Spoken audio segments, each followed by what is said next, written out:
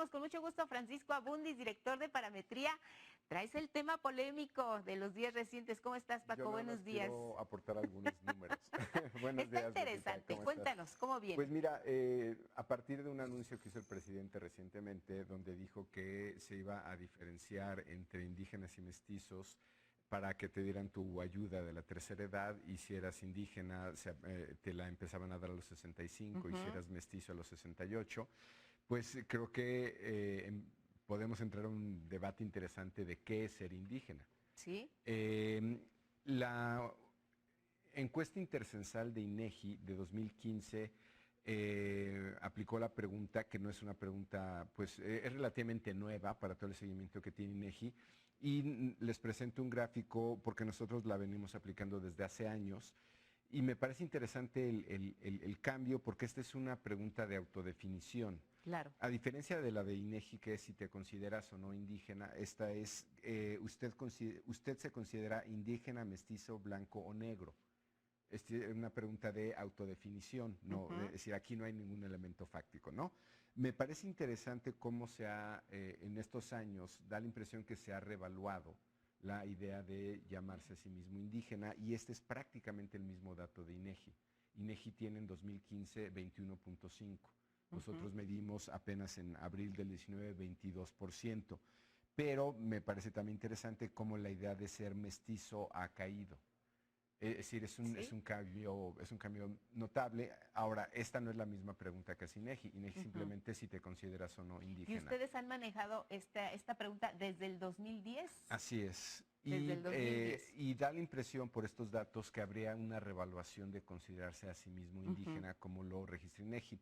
Datos interesantes que tiene INEGI y que podrían pues dar algo más de luz o de análisis sobre estos números es el estado que tiene un mayor porcentaje de gente que se considera indígena es Oaxaca, 65.7%, y luego vendría muy cerca, viene Yucatán, 65.4%.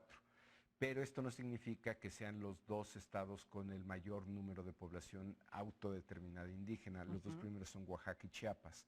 El que tiene menos población que se considera indígena es Tamaulipas, con 6.5%. Ahora, dadas algunas definiciones internacionales, esto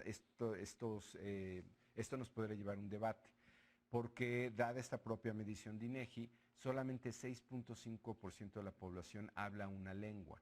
Es decir, 3 veces más se considera indígena y solamente una tercera parte habla alguna lengua indígena. Y de ese solamente 12.5, que nos dejaría como 1% de la población total de México, no habla otra cosa más que su lengua indígena, es decir, no son bilingües. Aquí entro con los temas que podrían ser polémicos. Claro. Hay una forma factual de corroborar o de medir el componente indígena, que puede ser la lengua. ¿Va a importar más cómo me autodetermino, o va a importar más que yo pueda preguntarte y que me cantes algo, ¿no? o que me puedas probar, como le hacen a veces las pruebas a pues gente que viene del sur y lo ponen a cantar el himno, ¿no? Para saber si es mexicano o no. Bueno, en este caso es si alguien puede expresarse en lengua indígena o no, porque según algunas categorías internacionales dirían que ese es el elemento unívoco que te define. En resumen, te diría, 2 de cada 10 mexicanos se considera indígena, 21%, 22%.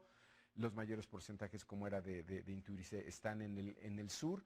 ¿Qué categoría vamos a ocupar? Un criterio que ha utilizado el gobierno es que aquellas poblaciones que tienen más de 40% de componente indígena ya los considera comunidades indígenas, y este porcentaje puede llegar hasta el 70%. Son más o menos un poco más de 400 municipios en el país de los 2.600 que tenemos. Yo creo que es interesante entrar al debate, Claro. si esto se va a tratar de un tema de autodefinición o va a pasar por alguna especie de corroboración de hecho, que nuevamente bajo estándares internacionales la lengua es el más claro de ellos. Sí, la lengua es el más claro de ellos y nos lo acabas de mostrar en números y me llama la atención esta disminución que ha tenido porque estamos hablando de 9 años. Vamos a ver ahora cómo se define a partir de este debate que se abre con el comentario del presidente, no porque muchos quieran su pensión a los 65 van a decir, pues entonces sí soy indígena. A lo mejor aumenta el porcentaje para de que me indígenas. toque y no a los 68. Seguimos sobre el tema, Paco, te seguimos también en redes. Gracias. Y te vemos la próxima semana. Nos vemos la que entra. Gracias. Gracias, Lupita. vámonos a la pausa.